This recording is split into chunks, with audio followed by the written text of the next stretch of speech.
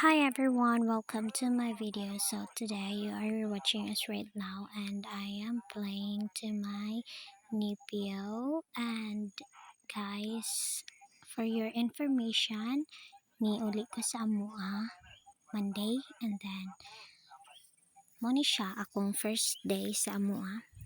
Nakaabot ko sa makataktak 12 PM and then nakadong ko dadto sa Kayumangon City 4 PM na kay wala ko nakachat tungod kay hinay kayong signal and then nakisakay lang ko sa akong ate pag agi nila and anina time is nakigdula ko sa ako ang mga pag-umangkon anya dayon ano siya lingaw kay sila tapos mga kiatan kaayo nga bata.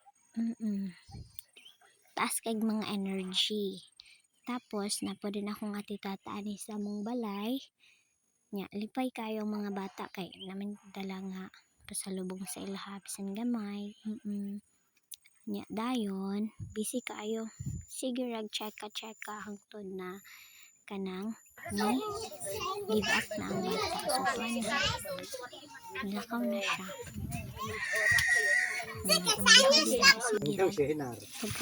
Dula-dula. Ni papang 5,000 da ma papang ko. Para sa aming baboy.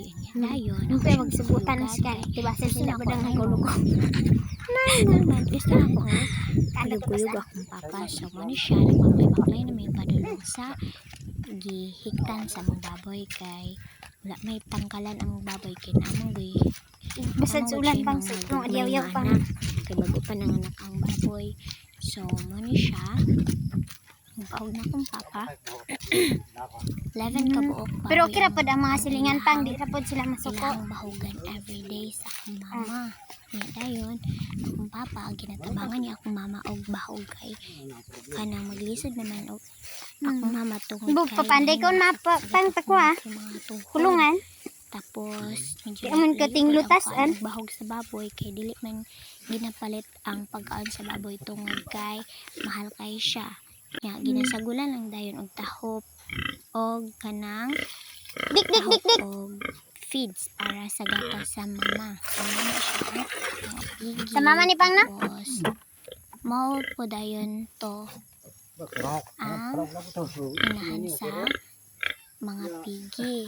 And then akong papa. Nya bububahati ra man pang. Guys. Yeah. Love kay niya akong mama. Kay dili jud siya mo. Pakairam yung baling tanin. Kapurutan. Tabok tungod kay Ang pagkatuda nang dumande ka kanan dan. to sa sintro kay ang akong mama. Dik Sakit ang mga tuhod-tuhod. Yan ang matariki kami rawak-rawak na ano. So, mo barakali mo. Nit mo udat ibawi imbe brown is bubul ko. Ano nga time. So, mo ni siya, ni Pakuluran ka, Arma. another kay, napaisa ka buok baboy niya, pakanon. So, mo to siya, anak kong papa nga. Yo, secret ra daw. kabahis-bahisan ka sa kana baboy. Ito ang baboy.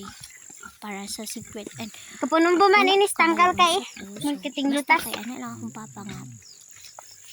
Dili daw niya ibaligya. Chill. Kondisyon pag ihamo ng baboy. So, kinahanglan jud siya. Pangina yan ini. Serve. Kaya Ah. lagi pa naganahan sa akong papa. So, mo na siya. Ay. Anak po akong papa. Pang sakto ron pang no ka agwa kita baboy pang nasa baka pang para ta December no. Mo na ni siya. Everyday na siya nga routine sa akong papa, guys. Bisa nun say mahitabo ba magkuan magbilin gid og isa. Malipay pod ko kay kanang ugin Kay- ka akong papa. Nanay may mag-atiman budget og pa. hayop.